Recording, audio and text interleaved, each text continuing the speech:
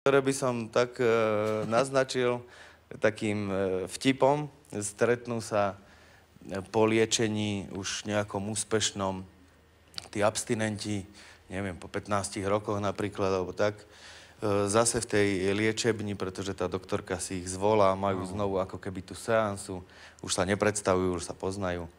A hovorím, no tak ako teda, polepšili ste sa, je to lepšie v tom živote, cítite nejakú zmenu a tak? Áno, už je to lepšie. V podstate aj žena sa so mnou začala zhovárať. Už ma aj pustila do spálne, čiže už spávame normálne v posteli spolu. Takže je to vlastne super. A vy ako? Vy tiež vyzeráte takže vyhladený, krásny. No, tak ja tiež dobre, už v podstate aj nejaký, aj v robote už si ma tak vážia. Možno, že bude nejaký kariérny postup a takže super, no.